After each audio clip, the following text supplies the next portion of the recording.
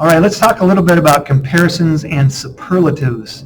So a superlative is just like, it means like the most, the best.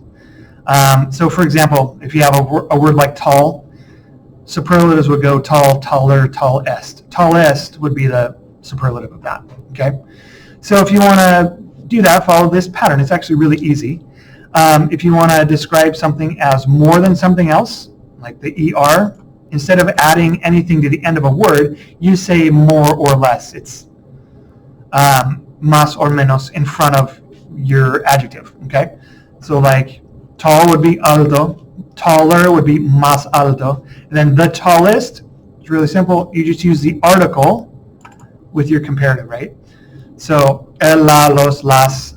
So like el más alto would be the most tall or the tallest, okay? Some examples in your notes. Este edificio es alto, this building is tall, but esa casa es más alta, but that house is taller. Okay? If you want the tallest, you can see esos edificios son los más altos. They are the most tall. They are the tallest. Okay? There's another superlative that you can do, and you guys might be familiar with this one. It's putting ísimo on the end of your adjectives, right? So instead of saying muy or very something, you could put ísimo on the end. So it's instead of saying very expensive, muy caro, it's carísimo. It's super expensive. Okay? Muy fresco, muy largo, muy feroz, ferocísimo, larguísimo, fresquísimo. There are some irregularities that you got to remember, like it's your car guards are verbs. Those are going to throw a wrench in things a little bit. Okay, so caro, that's normal.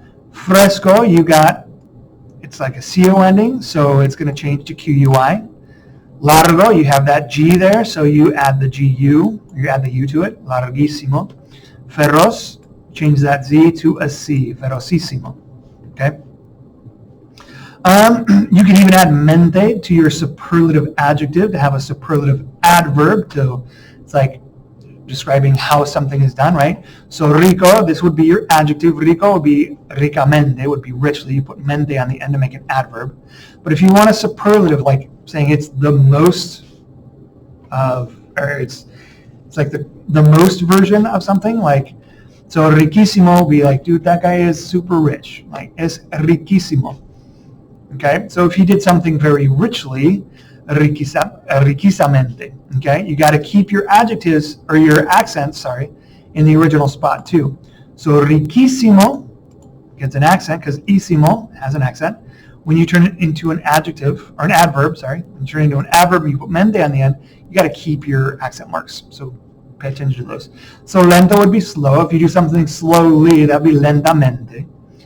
Lentísimo is very slow. And if you do something very slowly, you put it all together, lentísimamente.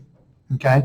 So it's more, I don't know, it gives you the way you talk a little bit more character and sounds a little bit better to say it this way. You could say muy lentamente, very slowly. You could say it that way as well. But this kind of emphasizes how slow it is. It's an emphasis on that superlative. Okay? There are some that are irregular that you got to pay attention to that don't follow this pattern. Okay? You have viejo, joven, bueno, mal, mayor, menor, mejor, peor. Mayor, menor, mejor, peor. Again, but superlatives get the articles with it. Okay? So viejo is old. Older would be mayor. You wouldn't say más viejo. You'd say mayor. And then el mayor. So joven would be menor. Bueno would change to mejor. Mal would be peor. Okay? So if you can keep those together, you sound extra fancy when you speak, and it'll be amazing. So good luck.